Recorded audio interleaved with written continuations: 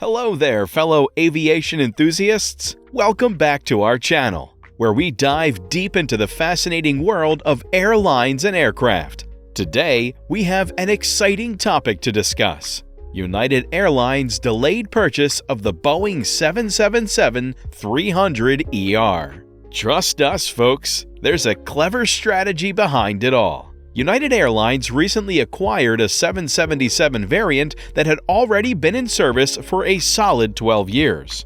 And let me tell you folks, it turned out to be an absolutely fantastic decision. So let's dive right into the details and find out why this purchase was such a game changer for them. Stay tuned! During the second half of the 2000s and the first half of the 2010s, the Boeing 777-300ER was the main plane in most long-haul services. It's the most famous version of the Boeing 777, which came out in 1995 and is the world's largest twinjet. Since its first flight in 2004 with Air France, this version has sold more than 900 units and is used by airlines all over the world. Some companies are almost synonymous with this type of plane because they only offer their most popular services on jets. Both American Airlines' flagship First and Air France's La Première are only available on the 777-300ER,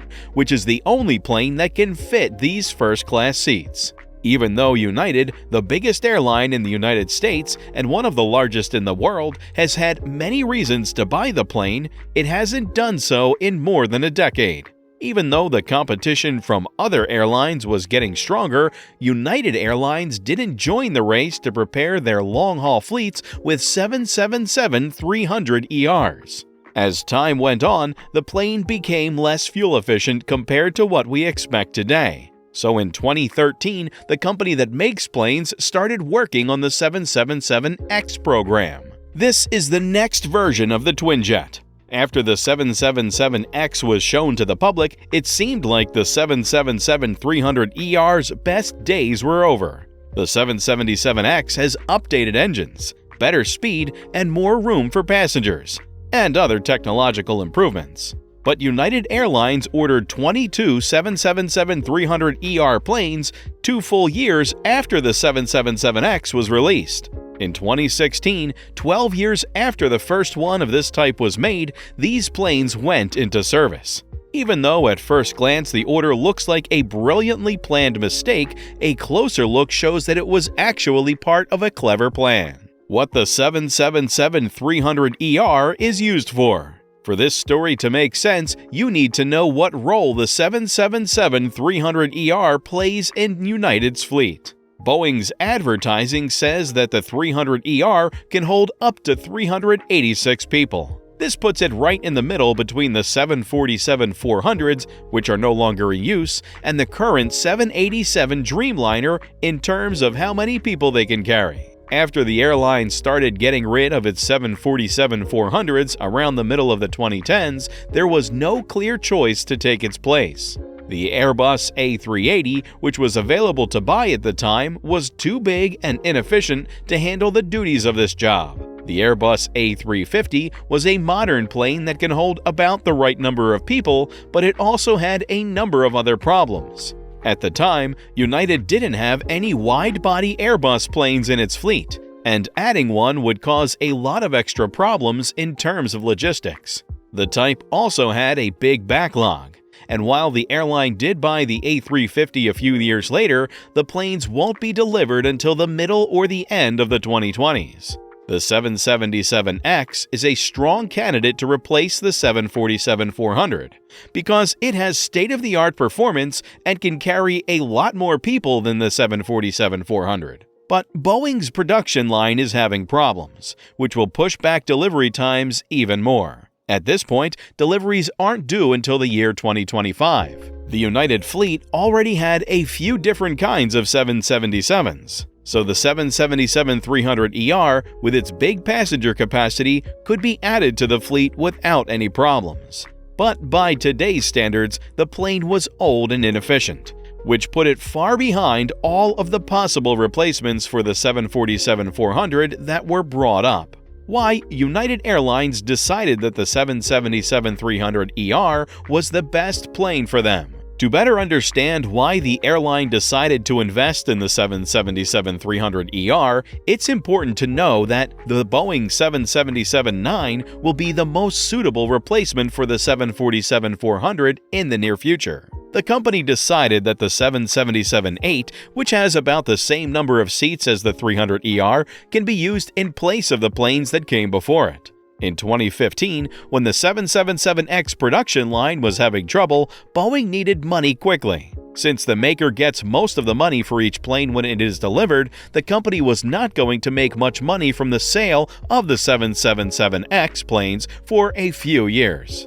Even though all official selling prices are kept secret, it is possible that United was able to negotiate a big price cut on the 300ER planes that it ordered in 2015. Even though the planes were old in terms of how well they used fuel, United was able to make up for lost ground and most likely stay profitable on the 300ER purchase because the planes were cheaper to buy.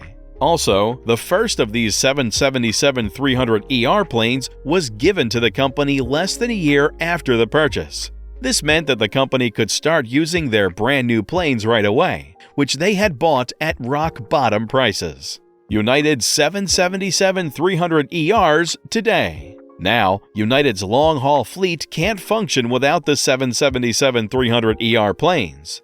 They go all over the world and are equipped with Polaris, which is the most current version of the airline's business class product. There are 22 of these types of planes in the United fleet, and they are some of the ones with the most seats. These planes, which can hold up to 350 people, are often used to connect big cities around the world like Hong Kong and San Francisco. They are a great addition to United's fleet of 787 Dreamliners, which are used to serve slightly smaller areas. Because United waited longer than other airlines to buy the 777-300ER, the company is now in a position to enjoy a strategic edge. Some airlines still use the 777-300ER planes that are close to 15 years old, and many of them are starting to show signs of age.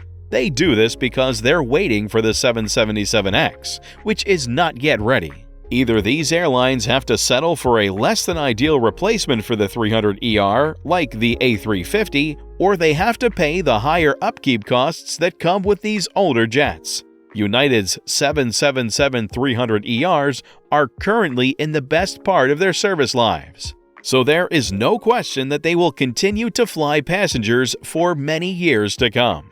The 777-300ER planes, along with the 767s, 787s, and other versions of the 777, are a big part of what makes United's fleet so active from 2015 to 2025. What the near future predicts.